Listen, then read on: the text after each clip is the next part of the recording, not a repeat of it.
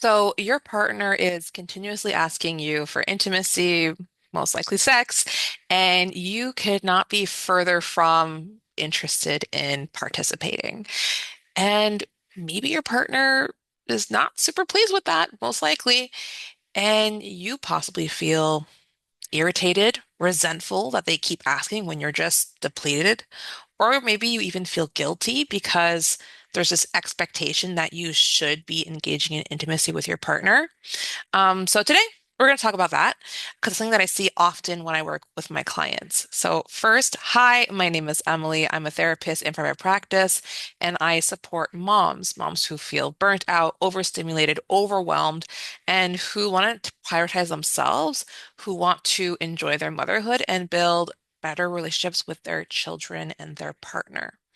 And when I work with moms, it's usually not in the first session, but around session number three or four that they feel comfortable enough to tell me about some of the issues they might be having in their relationship with their partner.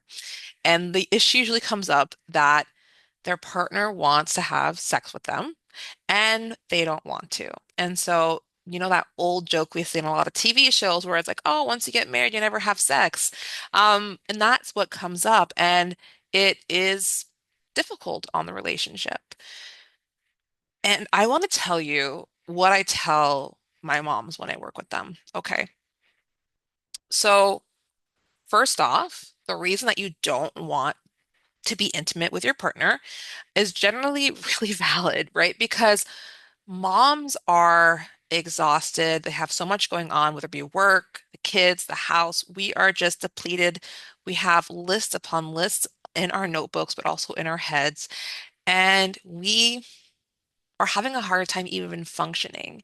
Our body doesn't become our body anymore. It's always taken up by other people, like kids who are hanging off of us, or we just become the, designated driver for our kids who are going to hockey or going to baseball or whatever. So we are depleted as moms. And so when our partner asks us for sex, and I say sex instead of intimacy because intimacy for me includes a lot more than sex. Women usually seek more intimacy than sex. But let's say your partner is asking you for sex, and you might be feeling a lot of different ways. If your partner is extremely supportive, a really good team player, and really, is as helpful in doing his part in the home or their part in the home, you probably don't want sex just because, God, that's the farthest thing from your mind because you're exhausted, depleted, and so on. And if ever your partner is not supportive in the home, is not pulling their weight around the house, is not, taking part in the responsibilities that are theirs, then yeah, you might feel resentful. It might feel like you have another person to take care of, and you don't want to sleep with them because one, you're tired, and two, you're resentful. Like you don't want to sleep with somebody who you don't even like at that given moment in time. So those two reasons for not wanting to engage in sexual intercourse or whatever or intimacy are completely valid. And you don't owe anybody anything, right? It's not part of the marriage contract to have sex with your partner. That is not your job to do. Okay. So the fact that you're not interested and you're not doing it, you don't need to force yourself to do it. That will not be enjoyable for you, and it won't be enjoyable for your partner. Because what your partner wants, and what I find that often men want, is that their version of intimacy is physical intimacy. And so for them to feel wanted and loved and appreciated, it is with physical intimacy. But it still doesn't mean that you owe your partner that physical intimacy. So very clear, you don't owe anybody anything.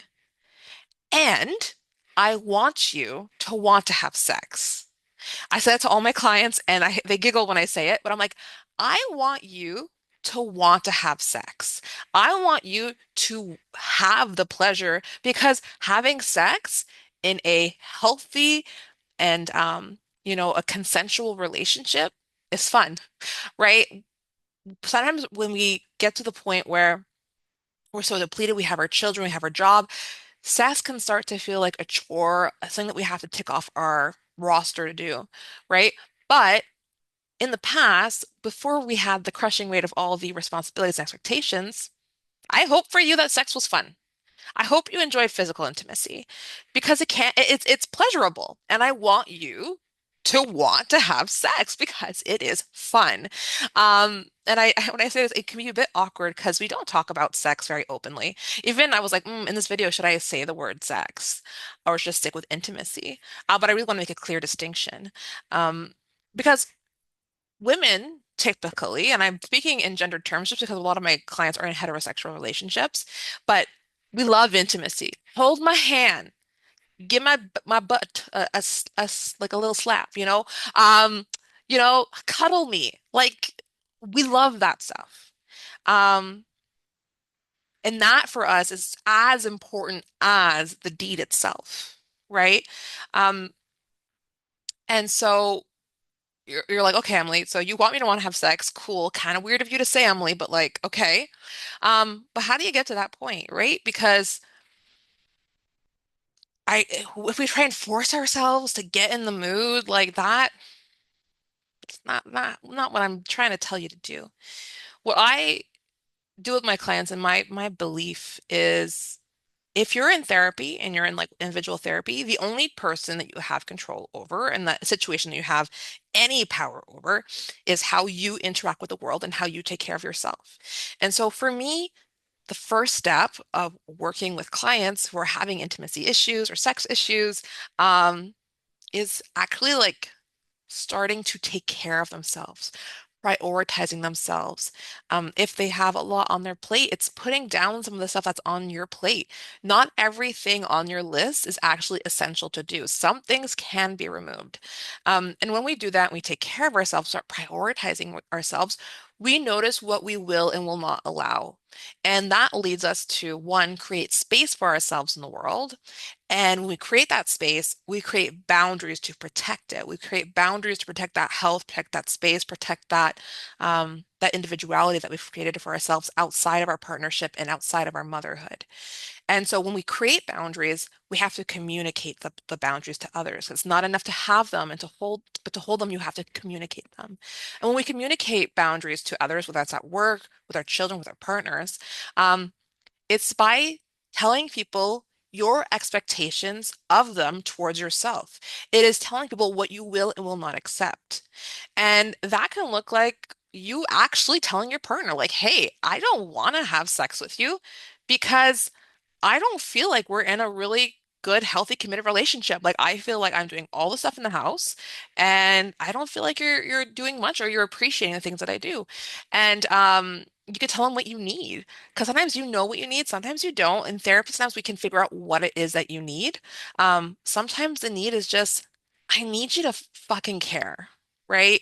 Or sometimes the need is just like, I need the intimacy that we had when we were just us, when we're in that honeymoon stage. We forget it because sometimes it's not the fact that your partner isn't doing their role in the house. That can be possible. And when that's the case, you've worked on yourself, you can't change your partner. Like that's not something that's in your purview. Maybe then that's a good time to go seek couples counseling so that you can work together as a team on the issues that you can, want to be intimate again or not. But like you can go into couples counseling to see how you can work on your given relationship. Now that you've worked on yourself and you've cared for yourself, you can then show up in that relationship and in that couples counseling. So let's say if it's like an issue that you're having with your partner that's making you not want to be intimate, after you've worked on yourself, couples counseling is a very good idea, mediation, something like that. Now, and I see this often, your partner is awesome. You guys are amazing teammates, amazing parents. They, they're super supportive. They're like, yeah, go have your fun, go do your stuff. And they support you in all these things that fill up your cup. And yet you maybe don't want to have sexual relations with them. Then it's like maybe looking a bit more what the reasons could be. And it could be a lot of different reasons. But when you've focused on yourself first, and you've focused on filling your cup first, then you have the capacity to explore that with your partner. Again, you might go to couples counseling. A lot of my clients, once they work on themselves, if they have a really good relationship with their partner, it might end up just being them talking openly and honestly and reconnecting with the fact that we're married. We chose each other because we're in love, and we kind of lost that along the way because we've been stuck on autopilot doing stuff. Um, and so yeah. So to wrap that all up, um, you do not owe your partner sex. Don't let yourself be guilted into it. And your partner doesn't want that either. It's not enjoyable to have sex with someone who's like, I'm just doing this because I'm just checking the wife box, like nobody wants that. So you don't owe anybody anything. It is not your fault. You are not defective. It's not like, I mean, there's different reasons why you might not want sex. There's a myriad of reasons, right? But if it's just like, I have no drive because I'm just depleted, and by the end of the day, I'm like, I can't even function. The truth is, women need their brains to be turned off so that they can be turned on. Okay? So you don't owe anybody anything. And I want you to want to have sex. So if you're going through this, know that's extremely common. I see it a lot with my clients. Like I said, I usually don't hear about it in the first session, usually it's a couple of sessions in once they feel more comfortable because sex is um, it can be a very awkward conversation. Um, but yeah, there are ways to want to have sex again. Um, you're not stuck in a sexless marriage for the rest of your life, no matter what TV shows try and tell you. There is something on the other side if you choose to, one, prioritize yourself, your well-being, your health, your needs, and then two, openly communicate those needs and your expectations and figuring out, what you need from this relationship. So I would love to hear your comments in the comments below. I know this is awkward and I might get pushback on this, which is fine. I'm just sharing you my own thought process on this. But yeah, let me know your thoughts in the comments. Um, and I will see you in the next video. Oh, and if you are resonating with this and you would like to work with me, the information to book with me or to ask more questions about my services is in the description below. I work with clients in Ontario and Quebec virtually, and I am both French and English. So yeah, I'll see you in the next video.